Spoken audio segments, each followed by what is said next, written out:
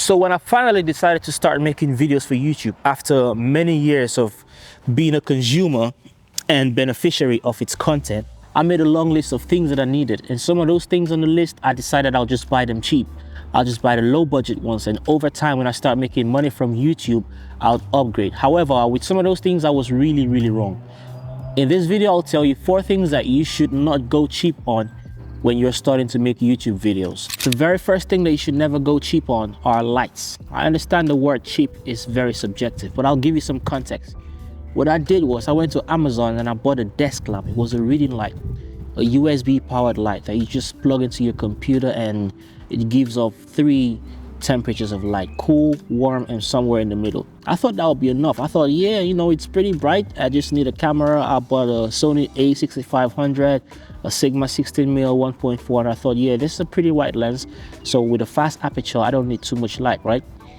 I was so wrong. And when the light came, first of all, there's light quality, and you don't have to go ahead and buy the most expensive filmmaking light, but try to buy the best light you can get from the start. After realizing my mistakes that the desk lamp wasn't enough, I had to go buy the Aperture Amaran 100DS that I still use till this day. The desk lamp that I bought was about £10. However, a proper cup light is somewhere around 100 and 200 pounds.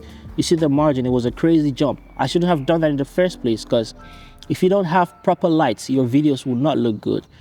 To be honest with you, your lens and your lights play a bigger role than your camera body itself. And here we are researching the best cameras to buy. More time, there's something more important like lights to look at and learn how to light our subjects and spaces to make great videos. So if you're a beginner YouTuber and you're looking to buy things to start up with, and if you have lights on the list, which you should have, go ahead and try to find like a 60 to 100 watt light for a start from any reputable company like Godox or Aperture or even Nanlite if you can afford it. Now, don't get me wrong, you don't have to break the bank. You just need to buy the best that you can at the moment and not think you can buy the cheapest that you can and upgrade later. You'll end up losing more money over time. I know you've probably heard this about 1,000,000 times, that videos are 50% audio.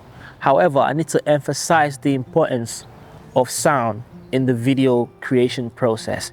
You see, when I first started, I bought a Rode Wireless Me. I still use it till today. If I had bought something from maybe Temu or TikTok shop and I realized it's clipping or it's not as clean, I would have to upgrade and I'll still waste money. It's a lot easier for viewers to enjoy a video that doesn't look great but the audio is good, versus a video that looks perfect and wonderful with terrible audio. It's just how our minds work. We tend to connect more with the things that we hear in videos than what we actually see. That's why sound effects and background music is very important as well. And I know with audio gear, there's a wide range of options to choose from shotgun microphones, wireless microphones, XLR microphones. You're just gonna do your research and find out what works best for you for your use case. Next thing you shouldn't buy cheap are tripods.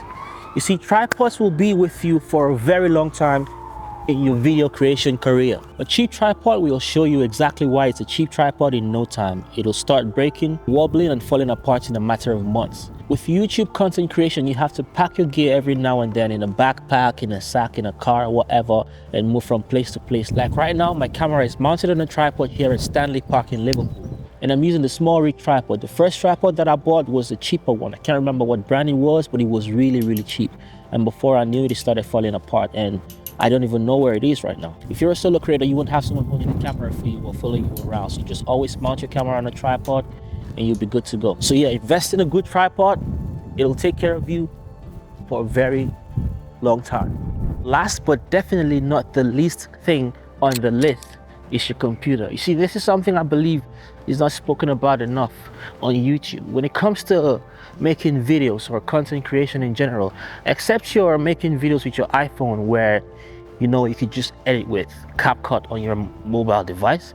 If you're making videos with a mirrorless camera and shooting S-Log, F-Log, D-Log, whatever it is, you need a computer with good processing power. Regardless if it's a Mac or a Windows device, you need to invest in a good computer. If you don't know about this and you're starting to make videos for YouTube and you decide to just go ahead and buy the cheapest laptop or the cheapest desktop that you can get, you'll end up being disappointed. And one crazy thing about computers is the moment you buy a computer, be it a desktop or a laptop, if it's a delivery, once it gets to you, it loses some of its value. You cannot resell it for the same price. I mean, don't get me wrong, it is possible to buy a used computer, fix it up a little bit, or even just resell it at the same condition for a higher price, but that's something that's very rare to achieve, because that's just how electronics are. They lose value when they're used. So when you start making videos, you gotta think about it and invest in a proper computer, just something that can handle all of your editing work without glitches and lags, because it can be very frustrating when you finish shooting and you have to create proxies just because your computer can handle them. The good thing is, it absolutely doesn't matter if you buy a Windows or a Mac computer, be it a laptop or a desktop. You just need to find a high performing one. I'll recommend a Mac because MacBooks and Mac Minis are relatively cheap, so you can find one from the used market for a nice price. And if you can afford a Mac, you don't even have to go for the latest and greatest. An M1 Pro, MacBook Pro, or even the base model M1 or a Mac Mini would do the job. I have an M1 MacBook Pro from 2021. It's a 16-inch one with 1 terabyte of storage, 32 gigabytes of RAM, and I shoot S-Log 3 or F-Log 2 if I'm using my Fujifilm, and I work in DaVinci Resolve. It's absolutely fine, gives me no problems at all. And considering that it's been over 4 years since the Apple Silicon computers have been on the market, they're getting cheaper now over time. Anyways, that was it for today. I hope you found some value in this video. If you did, leave a comment, like the video, subscribe, and check out other videos on my channel as well. And I'll see you again on the next one.